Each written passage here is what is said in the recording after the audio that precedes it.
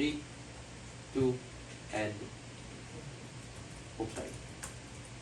3, 2, and 1. Investing in financial markets on either side of the house is likely to be a volatile endeavor. It is a volatile endeavor because any reasonable person understands the risk that investing into stocks is actually going to give to you. But the fact still remains. If people are making lots of money doing this, and there is a genuine positive outcome that comes as a result of learning about financial markets and how to opt into them a lot more effectively, then what we say on side government is great. It might be the single most valuable thing for an average person from a developing country with a reasonable budget to actually spend a tiny bit of their money on. The fact that you are now able to have an access to an immense pool of resources that you can benefit from, that you can benefit your understanding of stocks and trading, when historically this hasn't been the case at all, is something that is inherently worth supporting the rise of. This is what I don't think the opposition bench understands. I do not think they understand that as a consequence of this rise happening, it's not just the average person benefiting from the educative and investment part of being in these actual communities, but also how companies are forced to adapt to meet the demands of the very people that are buying their stock now. This is what the main crux of my extension will be. Before that though, a few key pieces of responses to the previous immediate speaker. 1. LO asserts the rebuttal that we do not explain how information and content are better. They clearly were not listening to PM. Joseph gave quite a few. Additionally though, even if people circle jerk and speculate in financial markets, you are going to have winners and losers. Winners can continue compounding and reinvesting their earnings. Losers can learn from it and trade better and take less uncalculated risks in the future. LO is right that we have groupthink and herd mentality. We flip this and say it's exactly when you have the plurality of opinion that allows us to navigate that better and deal with things we cannot change. On both sides of the house, people will be emotional and on average probably make poor decisions. But there is a marginal benefit on government wherein we learn that mistake faster. 2. You might ask yourself, what does this support look like? Joseph was quite clear when he mentioned that we want more access and proliferation to these platforms and apps that shorten the learning curve and allow you to learn faster. Opposition has an underbuilt counterfactual.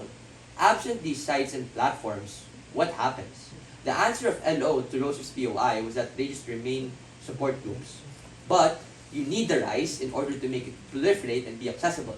Absent democratization, people remain intimidated and none of these benefits that OP claims doesn't happen. Thirdly, LO's case was already preempted in my PM. All this bad shit on both sides will happen, right? I hope that's understandable. But on our side, when we have access to information in communities, we are able to learn and improve even if we make mistakes. But at worst, you get scammed. You also have to understand how this works. You learn and get access to resources from these online communities, and then you use platforms like brokerages and apps like Robinhood to invest your money. It's really unlikely that people are stupid enough to just give random people their money online. In our worst case, even if that happens, that sucks, but we can call them out and make people learn. What is my extension? Number 1, companies are now incentivized to cater their services towards the average person. This means that companies now have to upgrade the quality of their goods and services to meet the demand of people who may invest in them. Why is this true? The first mech is because these communities now have a powerful and legitimate voice that they can influence the state of stocks and financial markets. A lot of people join WallStreetBets and all these other online communities because they have a track record for at the very least pointing you on where to start. They have the capacity to literally do things that make people invest in GameStop or whatever, right? Which is a joke, but to more serious things about how the educative function of all of these communities works as to what Joseph explained in his speech. Why is this important? It is important because historically, Wall Street and all other major investing markets in the world have only catered to the top rich percentage of people who are privileged enough to learn about stock trading. This is the counterfactual that OP is likely to defend and cater to. Why is this true? The second reason why this is true is because the average type of investor are likely to invest in safe companies at the point in which they are able to learn more about them and have a positive disposition of the company. That is to say, this is the perfect incentive for public companies to make their products better, to tidy up their balance sheets and financial statements in order to make their company a lot more profitable and investable. Note the scale of this mechanism is what makes it distinct from opposition bench. Because on op bench, The only people companies cater to are rich assholes who have the means in investing in them. Now, the average person is able to be catered to as well. What's the impact of this? A, it's better for the average person at the point in which they have some form of legitimacy and importance for companies to cater to. Why is this important? This is important because this is an important impact because on our side of the house, the average person can now reasonably use their money to be able to attain and make companies better. That is to say, companies are less able to sell shitty versions of products at the point in which people can leverage these investments into their stock that they can use it to signal to these companies that they need to be able to get their shit together, less they'll use the stock or less they'll lose value in the stock. B, on scale and importance of the actor, the average person now just makes more money, gets more products. Why is this good? Let me be clear. The people who benefit on our side of the house is the people that Joseph mentioned in his speech. Those who are middle class, who now have the capacity to learn about things which otherwise would have only been like barred off from the very rich people. How should you weigh this contribution?